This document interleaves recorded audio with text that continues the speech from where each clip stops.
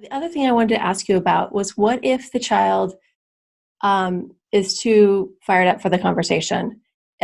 Maybe they have low frustration tolerance, start name calling, things can get violent. What do you do in that situation? Two options that I can think of. First of all, just by the mere way in which you're describing it, there's an excellent chance that the conversation is taking place in the heat of the moment. Yes. Horrendous timing.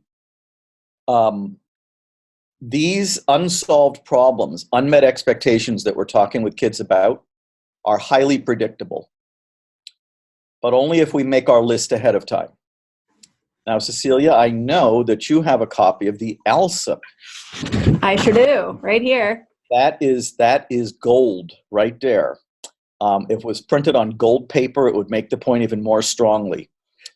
That's where we're identifying proactively what a kid's lagging skills are, so we have the right lenses are on, and what a kid's unsolved problems are. Once again, unsolved problems refer to any expectation that a kid is having difficulty reliably meeting.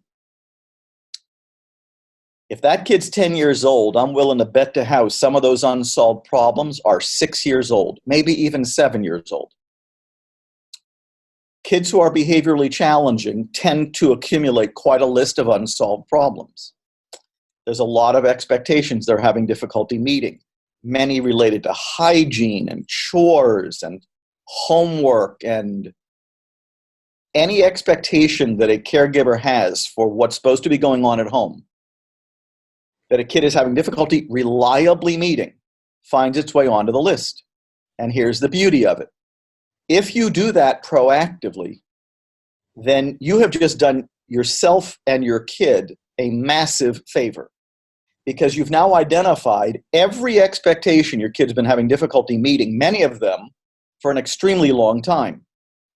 Then you can prioritize, but best of all, prioritizing is big too, because you don't want to work on all of them at once.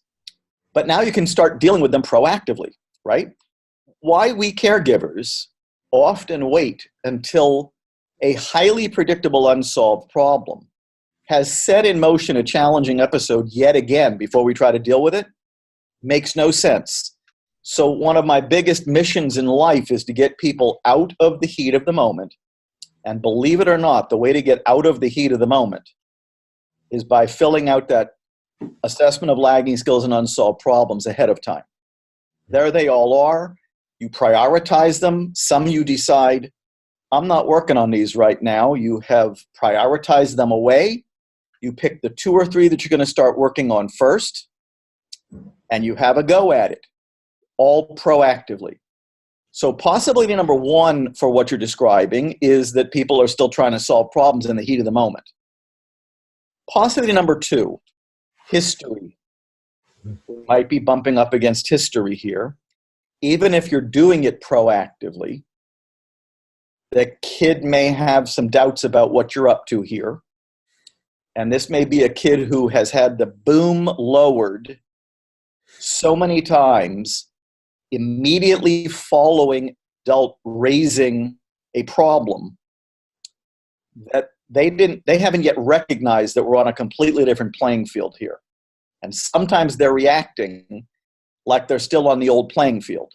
And that can happen even when you're doing it proactively, right? Sometimes that means that we have to explain to the kid that we're trying to do things differently now. He's not in trouble. We're not mad. We're not going to tell him what to do. The boom is not about to be lowered. We're just trying to understand something better. Sometimes if a kid is just really reactive to adults talking to him or her, and by the way, that's got to be history talking. Why else would a kid be reactive to adults trying to talk to him or her? So the kid, we got history that we're bucking up against here. The unsolved problem the first unsolved problem may have to be difficulty talking with mom and or dad about problems. And that's when we often hear, well, I know y'all are about to punish me. Actually, we're not. It makes me feel like I'm in trouble. Well, you're not. We've just got a problem to solve here. I'm just waiting for y'all. I've heard this from kids in prison. You're trying to get the information from me so that you can hold it against me at some point. No, we're trying to get information from you so we can understand this better. So you may be bumping up against history. We'll have to reassure that the kid that's not going on, what he thinks we're up to is not what he thinks is not what we're really up to.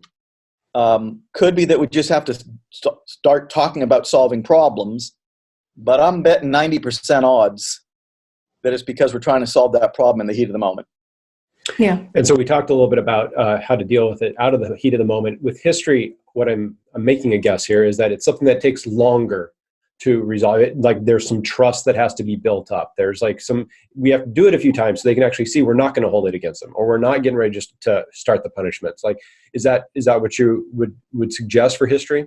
Sometimes, but interestingly enough, there's nothing like being heard to engender trust. So, and the bottom line is, not only do we have to do it a few times, we got to stick with it beyond a few times, right? Because a lot of kids are also accustomed to flavor of the month. They're accustomed to caregivers not sticking with something, and so this kid's got to feel like this is going to keep happening. Because I got to tell you, I'm not talking if I don't feel like it's going to keep happening, right? What for?